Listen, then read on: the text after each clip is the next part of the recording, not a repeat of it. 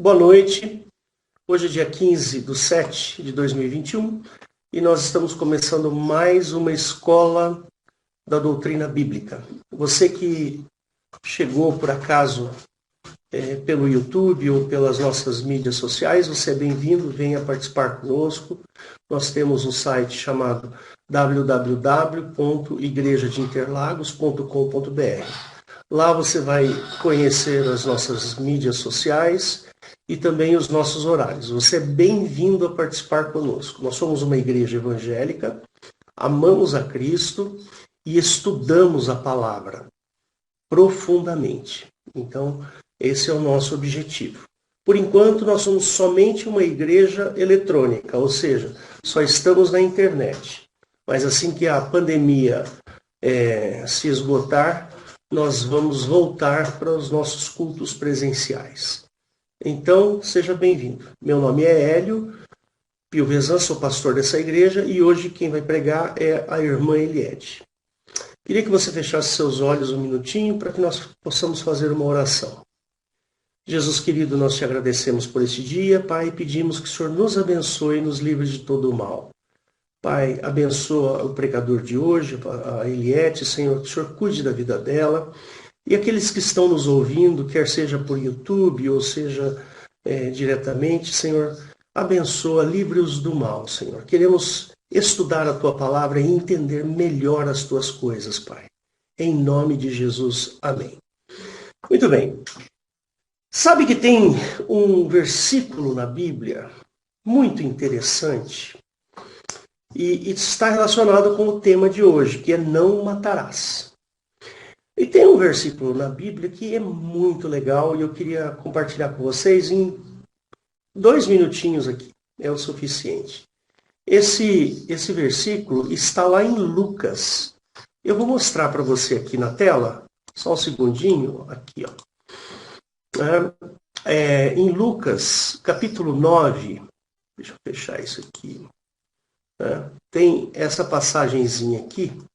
Quando os discípulos de Jesus estavam caminhando indo para Jerusalém. E, peraí. É isso aí. Só um segundo. Eu estou meio perdido aqui nesse computador. Então, eles estavam indo para Jerusalém para adorar, fazer a tal da adoração, ou aqueles cultos da época de quem tem a Páscoa, nos momentos da Páscoa. Né? Então, para eles fazerem essa viagem, eles mudavam as suas roupas, eles colocavam roupas adequadas para chegar até Jerusalém e então participar das festanças, das festividades da Páscoa. E aconteceu exatamente esse momento aqui que eu quero ler para vocês. E aconteceu que, completando os dias para a sua assunção, manifestou o firme propósito de ir a Jerusalém. E mandou mensageiros adiante de si. E indo eles, entraram numa aldeia de samaritanos para lhes prepararem pousada. Mas não o receberam, porque o seu aspecto era como de quem ia a Jerusalém. E os seus discípulos, Tiago e João, vendo isso, disseram: Senhor, queres que digamos que desça fogo do céu e os consuma, como Elias também o fez? E Jesus, voltando-se para ele, porém repreendeu-os e disse: Vós não sabeis de que espírito sois, porque o Filho do Homem não veio para destruir as almas dos homens, mas para salvá-las. E foram para outra aldeia. Muito bem, olha que interessante essa história. Existia ali um entendimento religioso sobre os acontecidos com Elias. E que Elias tinha orado naquela célebre situação em que os profetas de Baal começaram a zombar de Elias. E Elias falou assim, então vamos fazer aqui um altar e vocês, por favor, molhem bem o altar e vocês orem para que o Deus de vocês caia fogo no altar. E depois que vocês orarem, eu vou orar também para o meu Deus botar fogo nesse altar. E aí vocês já sabem o resto da história. Depois vocês procurem lá, se não me engano, é Primeira Reis ou Segunda Reis. Então, existia essa cultura, essa, vamos dizer assim, essa cultura religiosa de que Elias tinha mandado descer fogo dos céus e consumiu, ou seja, matou os 400 profetas de Baal. E se você ler bem essa história, até posso ver onde está, não me lembro agora, se você vê lá, os profetas de Baal reconheceram a grandeza do Deus do Velho Testamento. E mesmo assim ele não teve perdão, ele não teve piedade, né? Apesar dos profetas terem reconhecido. Seria a mesma coisa que se convertido. Mas mesmo assim, a ira daquele Deus, a raiva daquele Deus consumiu, matou os 400 profetas. Então, eu queria que você prestasse muita atenção sobre essa palavra que a Eliette vai trazer hoje. É muito importante você entender quem é o Deus do Velho Testamento e quem é o Pai de Jesus Cristo. Que eu tenho por mim, e eu estou convencido de que são pessoas diferentes, porque têm personalidades diferentes. Então você é bem-vindo, aproveite esse momento, se tiver dúvida, envie as dúvidas, nós temos lá no www.igrejadeinterlagos.com.br um local onde você pode depositar as suas dúvidas e eventualmente até entrar em contato conosco e a gente pode até conversar, tá bom? Então, Eliette, agora é com você. Amém. Glória a Deus. Bom, não matarás. Hoje vamos falar sobre esse tema, que é um tema que está muito presente no Velho Testamento, né? Inclusive, muitas pessoas acabam desacreditando da Bíblia porque ela vê tanta matança no Velho Testamento, né? Tanta vingança, que ela pensa assim, que Deus é esse, né? Que Deus é esse que manda matar mulheres, crianças, e acaba não vendo coerência entre o Deus apresentado no Velho Testamento, Jeová, e o Deus Pai revelado por Cristo. E, irmãos, muitas pessoas têm estudado no mundo esse tema e, aprofundando seus estudos na Bíblia, muitas pessoas já têm a convicção pela fé e por demonstração bíblica, e o Espírito Santo testificando também, porque a Bíblia, ler a Bíblia somente, ela é um livro histórico apenas, mas a Bíblia pode ser transformada num livro espiritual, com o auxílio do Espírito Santo. Muitas pessoas chegaram a essa conclusão, que, como o pastor Hélio falou, que o Deus do Velho Testamento tem as suas obras, as suas ações, a sua personalidade, que não se encaixam no que acontece com o Deus do Novo Testamento, né? Jesus, ele deixa claro que ele veio revelar o Pai, que os judeus não conheciam, né? Então, o que a gente vê é que parece que um anjo usurpador, que com muito poder, um anjo ungido com muito poder, chamado Jeová, ele se apropriou de toda a divindade, de todos os atributos de Deus e se declarou o único Deus, né? E quando Jesus diz a muitos deuses e muitos senhores, Jesus já está desautorizando aquela palavra que falava eu sou o único Deus, não há Deus além de mim, né? E a gente vê também no próprio Velho Testamento que as tribos, as nações que viviam em volta do povo de Israel seguiam outros deuses também. Só que Se o judeu pensasse em conhecer um outro Deus, ele já era severamente punido. A gente vai ver isso também. Então, primeiramente, antes da gente entrar propriamente na palavra, eu quero explorar o assunto, a transitoriedade da vida, né? A fugacidade, como a vida é fugaz, como a vida é frágil, né?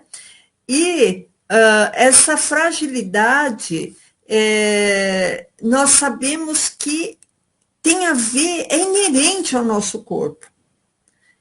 Nada podemos fazer de muito concreto que impeça a morte. A gente pode adiar a morte, né? As pessoas que têm condições, mais condições econômicas, né? Com um plano de saúde melhor, talvez ela possa adiar um pouco a morte dela, mas impedir, não. Né? Então, a morte é uma situação inexorável, vai acontecer. Nós morremos de câncer, morremos de doenças cardiovasculares, morremos de acidente, morremos de pragas, morremos de violência, morremos de pandemia, né? Todos os dias milhares de pessoas morrem no mundo. Até eu queria pedir para o pastor Hélio colocar um site que chama World All Matters, né? Que fala exatamente sobre os números.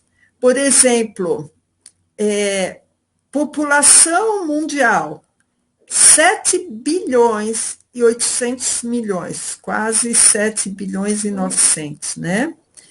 Nascimentos neste ano, 75 milhões. Mas eu quero me deter aqui, mortes esse ano, 31 milhões. 31 milhões de pessoas morreram esse ano, né? Então, a gente vê que a mortalidade é muito grande e é natural que isso aconteça. É natural, porque a nossa carne feita dada, né, por Jeová, é uma carne corruptível, sujeita a doenças e muito frágil também, né? Muito frágil. Além da doença, é muito frágil a violência, né? Então, pode tirar, pastor, o site, mas se vocês quiserem ver, tem várias informações nesse site, tá? É bem interessante. Então, como morre muitas pessoas, nós vimos aqui, esse ano já morreram milhões de pessoas, dezenas de milhões de pessoas, e como eu disse que é uma situação natural, inexorável, todo mundo vai morrer, a gente aceita. Agora, o difícil é você aceitar uma morte intencional, uma morte violenta, uma morte que a pessoa não precisaria de morrer naquele momento, mas ela acabou morrendo por uma violência, uma causa externa, não foi uma causa interna dela. Uma causa externa que provocou aquela morte, né? Até as pessoas costumam falar, ele não morreu de morte morrida, ele morreu de morte matada, né? Quer dizer, foi uma situação dolosa, né? Houve um dolo, houve uma intenção daquela morte. Então, esse assassinato de uma pessoa, de uma vida, a interrupção de uma vida, é uma coisa muito antinatural. É difícil de uma pessoa normal, de um cristão normal, aceitar que uma pessoa foi assassinada, por exemplo. Né? É muito mais fácil uma mãe aceitar que o filho teve uma doença importante, acabou tendo aquele processo de tratamento, do que de um dia para o outro falar, seu filho morreu assassinado. Vocês entendem? É uma coisa, é muito violência. Né? Então, é um ato, essa morte violenta de uma causa externa, é uma coisa que violenta a nossa vida, violenta a nossa alma, né? Violenta os nossos sentimentos. Porque a interrupção de uma vida de um modo violento, ela é uma coisa angustiadora, né? Uma coisa angustiadora. Ela atenta à nossa sanidade mental, né? Então, pessoas que matam as outras, assassinos, serial killer, ou pessoas que são contratadas para matar outra pessoa, são pessoas que ou têm parte com Satanás, ou, de alguma maneira, ela tem uma insanidade mental, porque senão ela não iria conseguir fazer uma coisa dessa, né? A maioria tem parte com Satanás, né? Aqui no Brasil, o pico de homicídios dolosos, com dolo, com intenção de matar, foi em 2017, né? Foi o pico. Naquele ano, ocorreram 63 mil homicídios, quase 64 mil, 63.800 homicídios. Agora, em 2020, o ano passado, diminuiu 20 mil esse número. Tivemos 43 mil homicídios. Eu estou só ventilando esse assunto, irmãos, para vocês verem o quanto é forte esse morrer de modo violento, morrer por uma causa externa, né?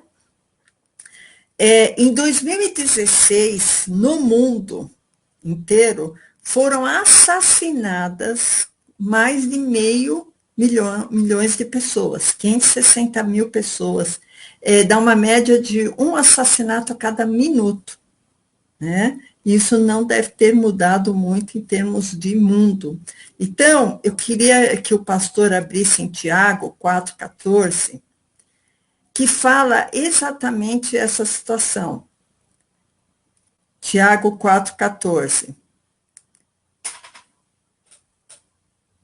Que fala justamente sobre o quanto a nossa vida é fugaz, né?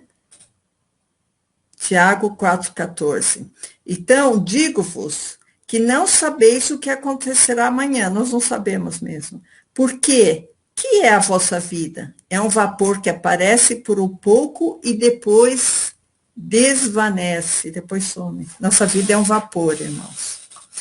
Então, agora vamos voltar um pouco para o Velho Testamento. Eu queria que o pastor abrisse em Deuteronômio 5,16, que aqui em Deuteronômio 5 está falando sobre os mandamentos, né, que Jeová deu a Moisés, e no Deuteronômio 5,16 fala assim: honra teu pai e tua mãe, como o Senhor teu Deus te ordenou, para que se prolongue seus dias e que te vá bem na terra que dá o Senhor teu Deus. Depois vem o 17. Não matarás. 18, não adulterarás. 19, não furtarás. 20, não dirás falso testemunho. 21, não cobiçarás a mulher do teu próximo. Isso aqui são imposições, olha, não está falando, olha, por favor, será que você poderia? Não, está falando, não matarás. Esse tempo verbal é imperativo, né? Não matarás, eu te ordeno, não é para você matar, entendeu? Mais ou menos isso, né? Não matarás, é uma ordem, né? Por isso que chama imperativo, pelo que eu lembro do meu português há muito tempo, tá? Então, eu queria que o pastor abrisse em João 10, tá? A gente vê que existe nesse mandamento a ordem para não matar, certo? Porém, o Velho Testamento, ele é rico em descrições e passagens de mortes, de vinganças, de guerras, de assassinatos e até mortandades em massa. E isso que a gente quer refletir hoje. Como é que existe um mandamento? Não matarás, mas o Velho Testamento é rico em matanças. Então, vamos explorar essa situação hoje. Então, João 10:9 traz uma novidade, tá? Jesus falando, eu sou a porta. Se alguém entrar por mim, por meio de mim, né, salvar-se-á e entrará e sairá e achará pastagens. Verso 10, o ladrão não vem senão a roubar, a matar e a destruir. Eu vim para que tenham vida e a tenham em abundância. Eu sou o bom pastor. O bom pastor dá a vida pelas suas ovelhas. Então, aqui a gente já está vendo um ingrediente novo. Velho Testamento rico, abundante em passagens de matanças, e aí vem Jesus com uma nova proposta. Olha, eu vou dar a minha vida pelas ovelhas, né? Aí os judeus até estranharam, né? E voltando no Novo Testamento, em Marcos 10, também como que combinando, né? Como que deixando bem clara essa situação, em Marcos 10, 45, fala assim, porque o Filho do Homem também não veio para ser servido, mas para servir e dar a sua vida em resgate de muitos. Então, a situação é essa. Existe uma proposta de guerra, de luta, de matança. Só que vem Jesus e fala assim, olha, eu vou dar a minha vida. Então, Jesus vai morrer, vai existir uma interrupção, mas vai ter um propósito para resgate da humanidade, né? Então, Deuteronômio 32,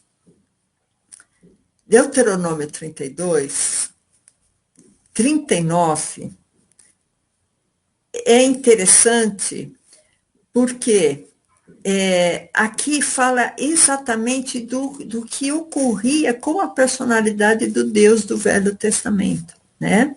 Então, Deuteronômio 32, 39, vede agora que eu o sou, e mais nenhum Deus há além de mim. Eu mato, eu faço viver, eu firo e eu saro, ninguém há que escape da minha mão. Estranho, irmãos, até eu queria, assim, que se desse para grifar, eu mato, né? E aí a gente fica pensando, quando que Jesus veio aqui e falou que ia matar alguém, né? E Jesus não reflete o Pai? Será que foi o Pai que falou, eu mato? Será que foi Jesus que falou, eu mato? Ou será que foi uma terceira divindade, Jeová, né? Como ele fala claramente aqui, né? Então, Deuteronômio 13, 6, é muito interessante, porque Jeová, ele era tão ciumento, que as pessoas tinham que adorá-lo e não tinha que ter nenhum tipo de distração nessa adoração. Que se por acaso Jeová tivesse conhecimento que alguém estava indo adorar outro Deus e convidasse o seu irmão de sangue, falar, olha, irmão, vamos lá, você conheceu o outro Deus que eu estou adorando, que esse Deus Jeová, ele é muito irado, muito matador, vamos conhecer outro Deus?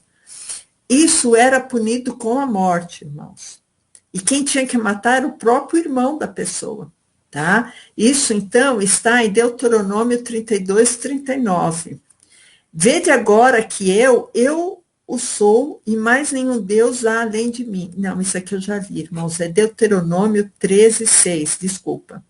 Deuteronômio 13, verso 6, tá? Aqui a gente já leu Deuteronômio 32.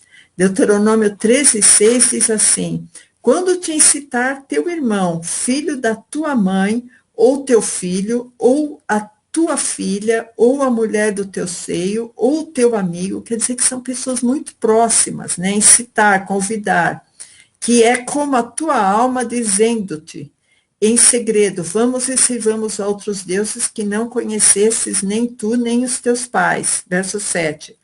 Dentre os deuses dos povos que estão ao redor de vós, perto ou longe de ti, desde uma extremidade da terra até outra extremidade. Olha o que vai acontecer. O que acontece se alguém te convidar para conhecer outro Deus? Verso 8, né? Deuteronômio 13, 8. Não consentirás com ele, nem o ouvirás, nem o teu olho poupará, nem terás piedade dele, nem o esconderás, mas certamente o matarás. A tua mão será a primeira contra ele para o matar, depois a mão de todo o povo. Aí eu faço uma pergunta, irmãos, nessa altura. Eu tenho que matar o meu irmão, porque o meu irmão me convidou para conhecer outro Deus. Mas não estava dizendo, não matarás? Né? Aí começa uma dúvida enorme na cabeça da gente. Não, mas é não matarás, e agora eu tenho que matar? Então, vocês veem o quanto Jeová é um Deus confuso, né? Porque manda matar o próprio irmão, só que na lei dele fala, não matarás de uma maneira bem positiva, né? Bem imperativa.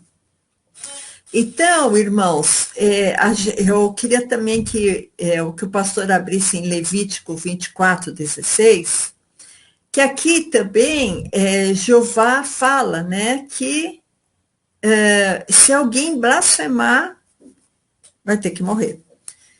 Levítico 24:16, e aquele que blasfemar o nome do Senhor, certamente morrerá. Toda a congregação certamente o apedrejará, assim o estrangeiro como o natural. Então, irmãos, a gente vê que é uma coisa assim, é muito presente, né? Muito presente durante o Velho Testamento, que era, pisou na bola, blasfemou, quis conhecer outro Deus, vai morrer. Vai morrer apedrejado, vai morrer enforcado, vai morrer de alguma maneira violenta, né? Então, o pastor estava falando, né, sobre Elias, né? Isso está em 2 Reis 1:2, que o que aconteceu? O Acasias, né, que era rei, ele, 2 Reis 1, vai do 2 até os 10. Eu não vou ler, eu só vou dar uma resumida.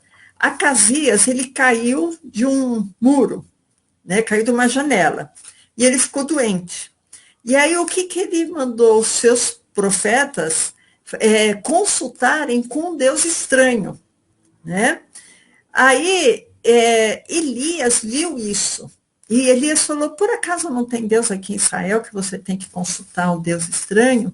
E aí, Jeová ficou com muita raiva de Acasias, e Elias falou para os servos de Acasias que tinham ido consultar os deuses estranhos. Você vai lá, fala para Acasias, que ele vai morrer. Tá? E outro, que ele devia ter consultado Jeová. Quando Acasias ouviu isso, ele quis se reconciliar com Jeová. E mandou um capitão e mais 50 homens falar com Elias para ir até Acasias, né? Profeta de Deus, desce conosco, que o rei te chama. E aí, Elias falou assim, se eu sou profeta de Deus, desça fogo do céu e consuma a ti seus 50. Né? Isso está em 2 Reis 1:10, tá? Eu vou ler só o último. Quando Elias já profere isso, né? 2 Reis 1:10. Mas Elias respondeu e disse ao capitão dos 50, se eu, pois, sou homem de Deus, desça fogo do céu e te consuma a ti e aos teus 50. Então, fogo do céu desceu e consumiu a ele e os seus 50 soldados. Esses homens, irmãos, eles eram mensageiros do rei Acasias, né? Eles não tinham culpa nenhuma. E isso aconteceu por 2 vezes. Até que veio a terceira leva, né, do capitão com mais 50 e se ajoelhou para Elias, pediu misericórdia e falou, não faça isso conosco também, né? Que o rei te chama, e o Jeová falou para Elias e ele acabou indo, né? E aí ele falou exatamente o que ele já tinha falado para Acasias, que ele ia morrer, e Acasias morreu. Talvez Acasias até iria se redimir, né? Mas, então, por influência de Jeová, o povo de Israel, os judeus, sempre tiveram essa veia meia vingativa para quem não os recebesse ou não adorasse a Jeová. Eles tinham essa veia meia vingativa, porque eles tinham aprendido isso muitas vezes.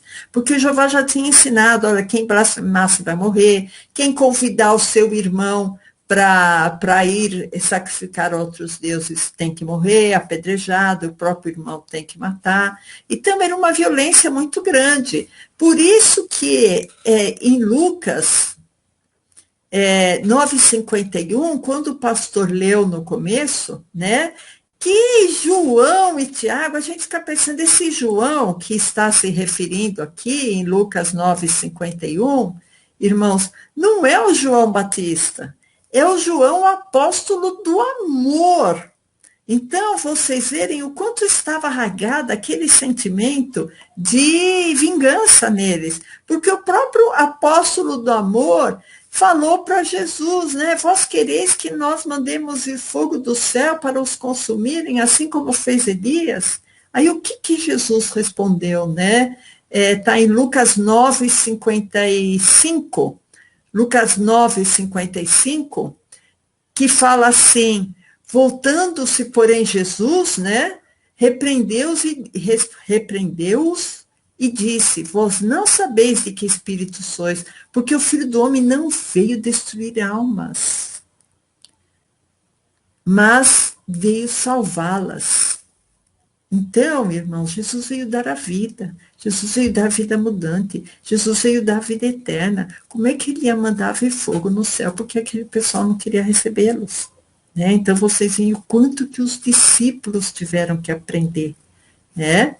Então, tem uma outra história interessante, irmãos, que acho que não vai dar tempo da gente ler tudo, mas está em Juízes 8:30, tá? Juízes 8:30 é uma história interessante, que é a história de Gideão, tá?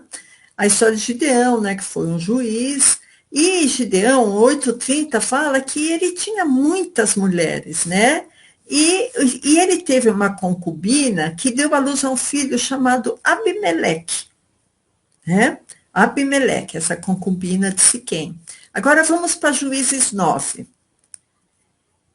E o que aconteceu? Esse povo de Siquém, quando Jerubaal, que é Gideão, né, que é outro nome de Gideão, é Jerubaal, quando ele morreu, ele deixou 70 filhos. E aí esse povo de Siquém pensou assim, nossa, 70 pessoas vão reinar sobre nós, eles vão cobrar muito imposto, vai ser muito difícil a nossa vida. E aí Abimeleque se mancomunou com eles, e Abimeleque matou todos os seus irmãos, os filhos de Gideão. Um dos filhos de Gideão matou todos os outros irmãos, só sobrou um que foi Jotão. Né? Então, isso está em Juízes 9:4, que fala assim, eu vou contar a história mais ou menos só para vocês entenderem o fim, que é interessante essa história, Juízes 9:4.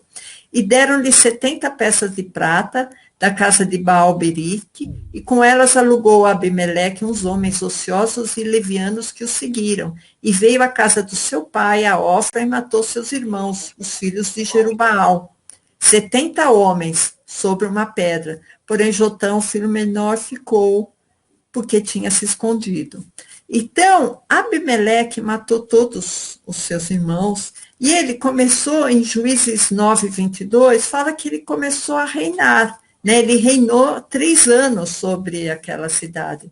Só que em Juízes 9:23, fala assim que Jeová, né? Então Deus Jeová enviou um mau espírito entre Abimeleque e os cidadãos de Siquém. Porque quando acontece alguma coisa muito grave, Jeová resolve essa situação com uma situação mais grave ainda, entende? Então, o que acontece? Abimeleque matou 70. Então, Jeová, para corrigir essa situação, ele mata milhares para compensar isso daí, como que por uma vingança. Então, quando Jeová mandou no verso 23 o mau espírito entre Abimeleque e os cidadãos de Siquém, e esses se houveram aleivosamente, quer dizer, por meio de trapaça, de traição, de falsidade, eles ficaram contra Abimeleque. E houve guerra e morreram milhares de pessoas. Então, em Juízes 9, 45, só para correr um pouco, né, para a gente não ler tudo, em Juízes 9, 45, e Abimeleque pelejou contra a cidade todo aquele dia e tomou a cidade e matou o povo que nela havia, matou todo mundo, sabe? Porque Jeová queria se vingar, né, de Abimeleque, e aconteceu toda essa guerra. Abimeleque matou todo Siquém, e depois foi uma mulher e deu uma pedrada na cabeça da Abimeleque e ele acabou morrendo, né? Então, para essa vingança vem o espírito mau, né? A gente vê em algumas passagens do Velho Testamento Jeová mandando espírito de mentira, Jeová mandando espírito mau, Jeová mandando um espírito que é contra, Jeová mandando um espírito para enganar, como enganou Saul, achando que aquela pitonisa lá tinha subido das trevas, né, subido não sei de onde, Samuel. Então, a gente fica pensando, será que da mesma fonte, Jeová, pode sair coisa boa e coisa ruim? Né? Será que da mesma fonte pode sair água amarga e água boa? Né? Por que a gente vê em algumas passagens do Velho Testamento Jeová mandando o espírito mau? Será que o Pai, que mora na luz inacessível, será que Jesus mandaria algum espírito mau em alguém, irmãos? Então, é muito abundante, são muito abundantes as evidências que provam que o Pai não tem nada a ver com Jeová, né? Então, irmãos, em Números 25, acontece também uma mortandade.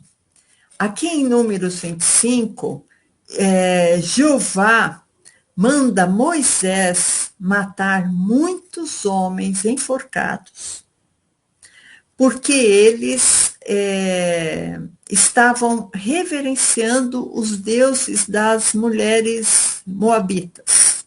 Tá? Então, Números 25:3 fala assim, Números 25:3. Juntando-se, pois, Israel a Baal-Peor, né, essa é uma localidade, a ira do Senhor se acendeu contra Israel. Verso 4. Disse o Senhor a Moisés, toma todos os cabeças do povo e enforca-os ao Senhor diante do sol. E o ardor da ira do Senhor se retirará de Israel. Agora pula para o verso 9. E os que morreram daquela praga foram 24 mil. 24 mil pessoas morreram, irmãos. Então, a gente vê assim, o próprio Jeová mandando judeus matarem judeus, né? Eu fico pensando, se Jeová é tão poderoso, por que ele mesmo não fulminava, né? Por que ele precisava de um homem matar? E se ele tinha mandado não matar, né?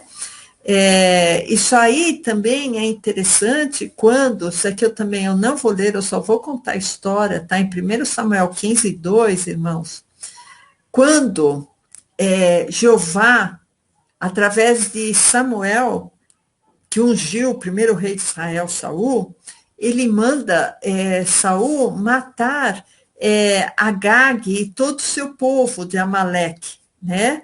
Ele fala, olha, você mata a mulher, mata a criança de peito, mata os animais, mata todo mundo.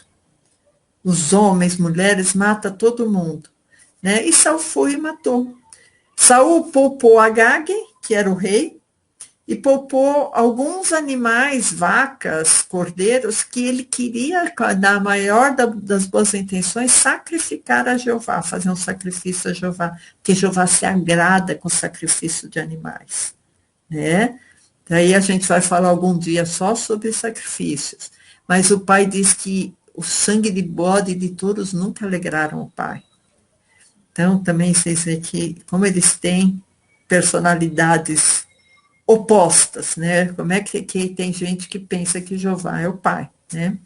E aí, por causa dessa desobediência de Saul, ele acabou sendo morto. Mas a gente fica pensando, né? Como que Jeová modificou tanto o interior desses judeus, deles irem e matar uma criancinha, irmãos, uma criança de peito, né? É uma coisa muito triste isso, é uma violência muito grande, e essa violência nunca foi compartilhada por Jesus. E Jesus fala, eu e o Pai somos um. Por isso, irmãos, que a própria Bíblia prova que Jeová é oposto ao Pai, que ele não tem nada a ver com o Pai, que as obras do Pai são uma e a de Jeová são outra. E as obras de Jesus refletem exatamente o Pai. Por isso que os judeus não reconheceram Jesus como sendo o Messias de Jeová, porque realmente ele não é. Por isso que também a gente já falou que na cruz, Jeová abandonou Jesus. Porque até a cruz, talvez Jeová ainda tinha uma intenção, uma esperança de Jesus sentar no trono de Davi. E aí ele viu que Jesus fez inteiramente a vontade do Pai. E aí a carne dada por Jeová foi abandonada na cruz. Por isso que Jesus falou, Eli, por que me abandonaste? Né? E imediatamente depois, ele fala, Pai, a ti entrego o meu espírito. Porque não teria cabimento, não tem lógica Jesus entregar o seu espírito a quem tinha abandonado ele. Então, irmãos, na cruz, Jesus declara de uma maneira, assim, sem dúvida nenhuma, uma maneira mais clara e possível que existiam dois deuses. Que a carne de Jesus foi dada por Jeová, mas ele entregava o espírito dele ao Pai. Né? Então, irmãos, a gente vê que essa matança que existia no Novo Testamento, e muitas guerras e muitas vinganças, né? E muitas mortandades, todas esses morticínios, né? Se deve a Jeová, se deve a Jeová e não ao Pai, né? Jesus, ele veio interromper essa escalada de mortandade, de violência, de vingança, né? E quando Jesus se sacrifica na cruz para cumprir a lei, que a lei falava que sem derramamento de sangue não iria existir remissão de pecados, Jesus cumpriu a lei, foi necessário ele cumprir a lei, derramando o sangue dele na cruz, ele propiciou a nós uma nova vida, ser uma nova criatura, né? Então, Jesus, ele nunca veio tirar a vida de ninguém, muito ao contrário, ele veio dar a sua vida por nós, né? Como eu já disse, ele veio dar uma vida abundante, ele veio dar vida verdadeira, não uma vida falsa, e ele veio dar uma vida eterna, né? Porque quem está longe de Cristo está no pecado, está no engano, não está na rocha, não está na verdade, né? Vamos agora nos voltar para o Novo Testamento, irmãos, para falar de vida, né? Porque a gente já viu muita coisa sobre morte aqui, e já viu também a incoerência de Jeová, quando ele fala, não matarás, mas depois ele manda matar, né? Então, o versículo mais famoso da Bíblia, que todo mundo conhece, que é João 3,16, né? Que fala que Deus amou o mundo de tal maneira que enviou seu Filho, para que todo aquele que nele crê não pereça, não morra, mas tenha vida eterna. Né? Então, Jesus, ele nos dá a vida porque ele é a própria vida. por isso que ele pode nos dar a vida. Em João 1,4, fala exatamente isso, João 1,4. Porque Jesus não poderia dar uma coisa que ele não tinha. Então, João 1,4 diz, nele estava a vida, e a vida era a luz dos homens, e a luz resplandece nas trevas, e as trevas não a compreenderam. Então, irmãos, nele estava a vida. A vida estava dentro de Jesus, né? João 3,36 também fala exatamente isso, irmãos. Aquele que crê no Filho tem a vida eterna, mas aquele que não crê no Filho não terá a vida eterna. Mas a ira do Deus Jeová, né, permanece sobre ele, que a gente viu que quem tem muita ira é Jeová.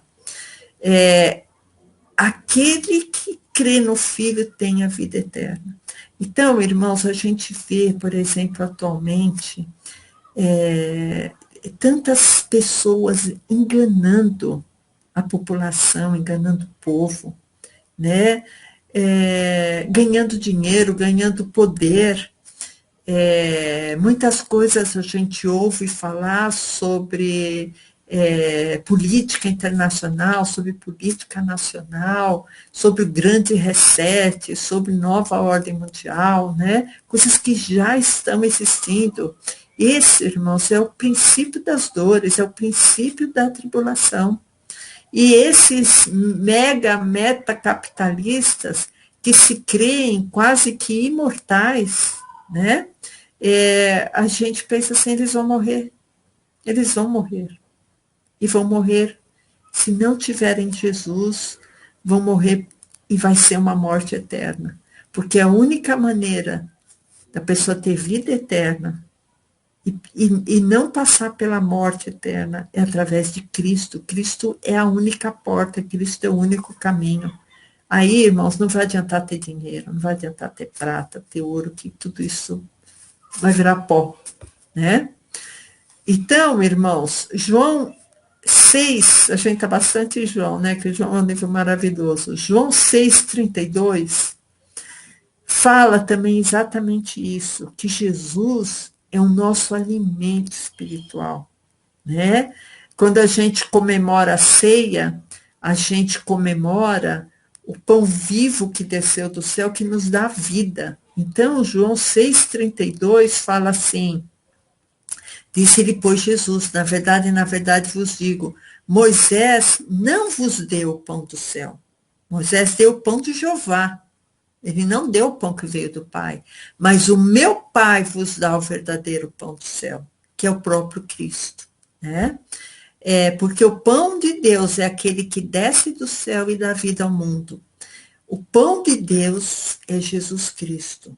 O pão de Jeová era aquele maná que o povo comeu e morreu, né? Olha, irmãos, olha que prova. Jesus falando, olha, aquele pão lá que aquele Deus deu lá no deserto não é o pão do céu.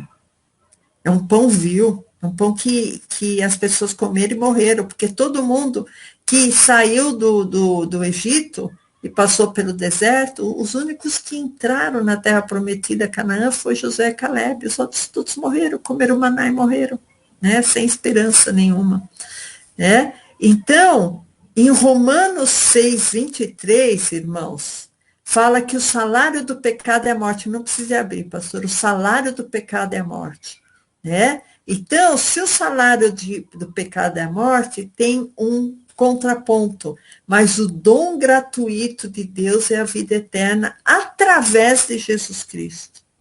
E é um dom gratuito, é pela graça, não é por nada que eu possa fazer. Porque as minhas obras são como trapos de imundície para Deus, né? Não é nada por meu merecimento de eu fazer certinho, de eu cumprir a lei ou de eu não cumprir a lei.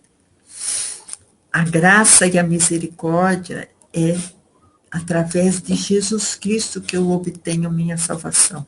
É exatamente isso que falou em Romanos. Então, irmãos, terminando, que já está quase na hora da gente terminar, para não alongar muito, terminando, eu queria fazer um contraponto, porque o Novo Testamento, eu vou falar em 1 João 3, tá, pastor? O Novo Testamento, ele eleva o nível espiritual. Ele eleva o nível espiritual. Se no Velho Testamento o assassinato era você colocar uma lança no meio do coração, ou matar a pedradas, ou matar enforcado, no Novo Testamento muda o patamar da responsabilidade do cristão, né? Então, em 1 João 3,13, é uma coisa muito importante, irmãos, para a gente se deter, tá? 1 João 3,13.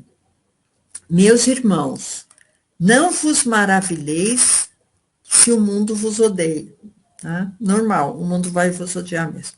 14. Nós sabemos que passamos da morte para a vida porque amamos os irmãos. Quem ama o seu irmão, quem não ama o seu irmão, permanece na morte. Quem não ama o seu irmão, permanece na morte. Verso 15, irmãos.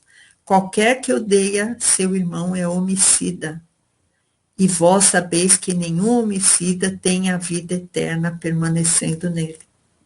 Então, irmãos, vocês veem que Velho Testamento falava para não matar, depois mandava matar, aquele Deus incoerente, aquele Deus confuso. Agora, chega o Novo Testamento, o que Jesus fala? Olha, não é só matar com uma facada. Olha, dos crimes que existem, irmãos, 20% é por arma de fogo, 80% não é por arma de fogo. Então, esse desarmamento é uma falácia, mas não vamos falar nisso, né? Não vamos falar nisso. É um engano esse só desarmamento, porque somente 20% dos crimes é por arma de fogo, 80% é por arma branca, por ação contundente, por asfixias, tá? Por enforcamento, estrangulamento, asfixia. Então, o que eu quero dizer?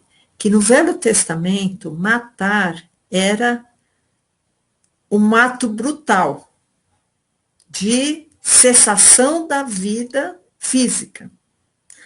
O Novo Testamento, Jesus eleva essa história de homicídio, tá? Nenhum homicida vai entrar no reino de Deus. Só que, fala lá no verso 15, qualquer que odeia seu irmão é homicida. Então, irmãos, a gente vê a importância de nós trabalharmos isso juntamente com o Espírito Santo, para que não haja ódio dentro do nosso coração. Por mais que você tenha sido afrontado, vilipendiado, injustiçado, essa palavra, odiar seu irmão, não pode fazer parte do seu dicionário, não pode fazer parte da sua vida. Amém, irmãos? Eu só quero terminar com uma oração, tá? Porque eu acho que o recado foi dado. Reflitam, pensem, o nosso Deus não é incoerente, o nosso Deus não ia falar uma coisa uma hora, depois falar outra coisa, dar uma ordem e depois desdizer aquela ordem, porque o nosso Deus, ele é íntegro, ele é coerente, ele é perfeito. Amém? Senhor Deus, nós te agradecemos, Senhor, pela palavra, Senhor, pela palavra que tu tens deixado, Senhor, para os nossos corações, para o nosso entendimento, Senhor Deus, para o nosso aprendizado, Pai. Te peço, Senhor, que a tua palavra possa ser sedimentada em nossos corações, Pai. Em teu nome, Jesus, e como igreja, nós abençoamos todos os irmãozinhos, Senhor, os que têm conhecimento dessa revelação, os que não têm conhecimento, Senhor. Trabalha, Senhor, em nossos corações, Senhor, para que nós possamos ser como espelho, Senhor, espelhar a tua glória, Jesus. Espelhar a tua glória somente, Jesus, e que muitos venham a ter conhecimento da tua verdade, Pai. E que muitos, Senhor, que se afastaram da palavra de Deus, que se afastaram do Evangelho por ver nele escândalo, Senhor, possam ter conhecimento, Senhor, que Jesus reflete o Pai e que Jeová é o Deus desse mundo e que nada tem a ver com a pureza e a integridade do nosso Pai. Nós te pedimos, Senhor, e te agradecemos, Pai, em nome de Jesus. Amém. Amém.